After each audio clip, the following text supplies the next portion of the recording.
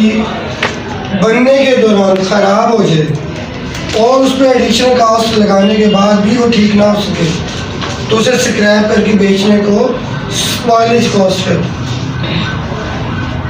Same जो कल हमने किया था, इसकी पहली एंट्री सेम होती है, दूसरी एंट्री में चेंज है, तीसरी एंट्री सेम है, चौथी एंट्री सेम है, पांचवी एंट्री सेम है।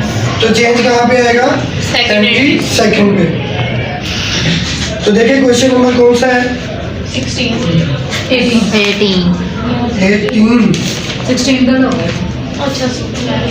18 क्या है? We receive an order for manufacture of 1000 unit of a product at a price of 120 per unit। अब उसने प्राइस दे दी है, इसका मतलब है सेल की एंट्री मांगेगा। 1000 यूनिट का ऑर्डर है, 120 रुपये के हिसाब से बेचनी है। For production of this order, direct material of 50,000 was issued to factory. Direct labor for production of this order total 15,000 and factory overhead is applied at a rate of 66 to by 3% of direct labor cost। ये effort का rate दे दिया। After the completion of manufacturing process, quality inspector reject 60 units and categorize them as spoiled। उसके लिए defective word use करता था, इसके लिए spoiled word use करेगा। These unit could be sold at ₹40 per unit, ये 40 रुपए के हिसाब से बिक सकती हैं। और good unit were ship to customer, तमाम सही जो चीज़ें थी वो बेच दी हमने कस्टमर को। और spoiled units were sold to scrap dealer, all sales were for cash. Scrap हमने स्क्रैप डीलर को बेच दिया। 5 journal entries under the following condition.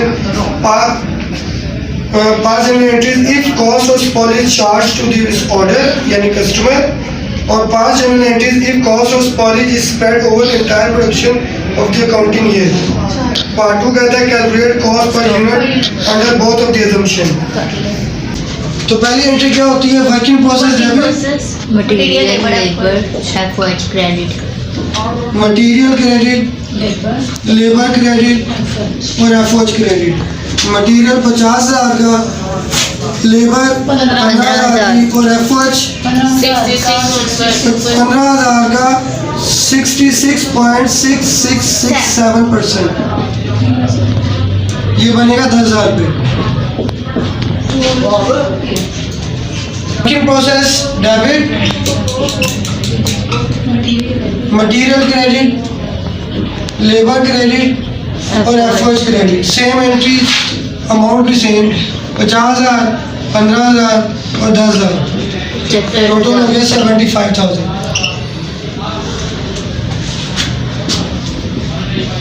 Defective में भी यही एंट्री है, स्पॉइल में भी सेम एंट्री है।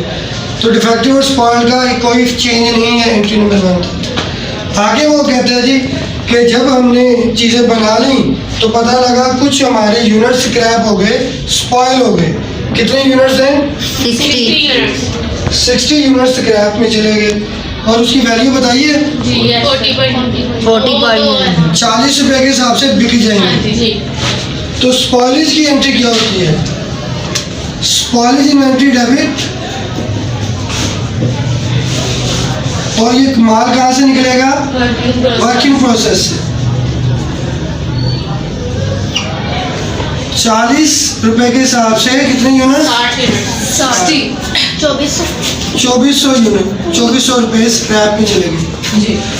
स्पॉइलेज वाली एंट्री उस अमाउंट से करनी है जिसने इसका स्क्रैप बिकेगा। जो सेल वैल्यू है ये उससे करनी है। सेम ये एंट्री करेगा। और वर्किंग प्रोसेस क्रेडिट 40 रुपये किलो के हिसाब से, 40 रुपये यूनिट के हिसाब से 2400 के बिक जाएंगे। इसमें और इसमें देखिए एंट्री में कोई फर्क है अभी तक? यहाँ पे हमने वो अमाउंट लिखनी है जो पैसे मिल जाएंगे हमें, स्क्रैप करने से भी मिल जाएंगे। जो पैसे नहीं मिले, जो लॉस हो गया, वो यहाँ पे मेंशन नहीं है, वो यहाँ पे मेंशन होगा, यहाँ पे मेंशन करना है। 2400 तो मिल गए, कितने पैसे डूबे, लॉस कितना हुआ ये नहीं पता हमें। तो देखें टोटल मटेरियल कितने का लगा? 75,000 का। कितने यूनिट चाहिए?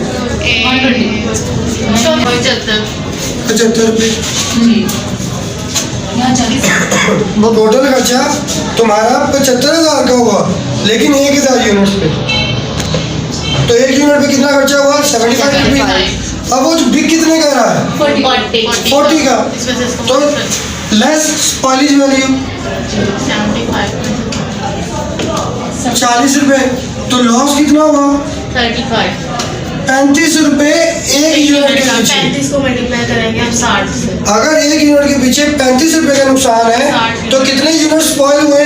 60 60 ज़रब 35, 2100 का लॉस हो गया। इसको चार्ज करते हैं फुल। 45। ये लॉस है और ये रिकवरी है। रिकवरी की अमाउंट सेम है दोनों में। इसमें सिर्फ लॉस शो करना है। जो 120 है वो सेल प्राइस है। अगर यूनिट जब बन जाएंगे, ठीक बन जाएंगे, तो 120 रुपए के हिसाब से बेचनी है। तो ये हमारा नुकसान हो गया, हमने लिख दिया। अब उसके बाद क्वेश्चन में कुछ नहीं लिखा हुआ, इसका मतलब है बाकी एंट्री तुम्हारी चीज़ें तैयार होगी। Working process credit. और working process credit. Credit 75,000 minus 2400 minus 72600। 72600।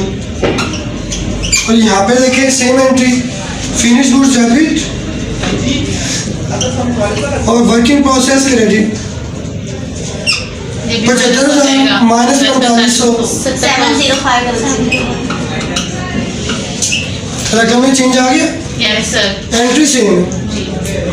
सो इससे दूसरी एंट्री चेंज है, पहली एंट्री सेम, तीसरी एंट्री सेम, चौथी सेम, पांचवी सेम। अब सेल करनी है, क्योंकि सेल उसने कहा है शुरू में। सेल करने की एंट्री है cost of goods cost of goods sold debit, finish goods credit. Finish goods credit. तो कितने से है? और फिनिश गुड्स 72,600, 72,600। ये इधर भी आ गई। ये क्या करेगा? Cost of goods sold debit finish goods credit और फिनिश गुड्स क्रेडिट कितने से? 7,500 से। अब सेल करनी है। कैश से। आखिरी लफ्ज क्या लिखा है कि तमाम चीजें कैश में हुई हैं। इसका मतलब है कोई चीज क्रेडिट पे नहीं है। तो ये सेल की पहली एंट्री, सेल की दूसरी entry. Cash account debit, sale account credit. Cash account debit, cell credit. कितने में? तुमने 1,000 यूनिट शुरू किए थे, लाइन नंबर 1 और लाइन नंबर 2 में लिखा है शायद। जी 1,000 यूनिट किस हिसाब से बेचनी है? लेकिन तुम्हारे 60 तो स्क्रैप हो गए, 60 तो तुमने बेच दिए, तो 1000 में से 60 गए, बाकी बचे 940। तो 940 मल्टीप्लाई 120। जरा 120 सेम यहाँ पे 940 जरा 120 12,800।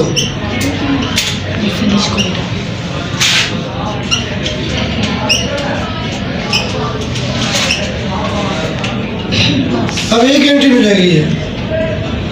उसने आखिरी पैराग्राफ में कहा था कि स्क्रैप भी बेच दो डीलर को। याद रखिएगा, ये स्क्रैप बिका नहीं है, ये तो तुमने स्क्रैप उठाया अपने कबाड़ में रख दिया। जैसे घर में छागुरा होता है, क्या एक रोटी छागुरे में होती है, वो बेच देते हैं फौरन, हम इकट्ठी करते हैं। तो पहले उसकी इन्वेंट्री बनाते हैं, फिर कोई जब इकट्ठा हो जाता है माल, फिर हम छागुरे वाले को बेच भी देते हैं। तो जितनी चीज़ें ख़राब हुई, हमें उन्हें एक अलहदा जगह पे रखते हैं, जिसे स्पॉइल्ड इन्वेंट्री कहते हैं, कि जितना ख़राब माल है यहाँ पे रख दें। और जब वो एक रीजनेबल क्वांटिटी में हो जाता है, फिर हम स्क्रैप डीलर यानी कबाड़िए को बेच देते हैं। तो स्पॉइल्ड इन्वेंट्री डेबिट थी, क्रेडिट हो जाएगी। स्पॉइल्ड इन्वेंट्री क्रेडिट और कैश डेबिट। कितने से? 2400 से। Same cash debit, spoiled inventory 2400। Sir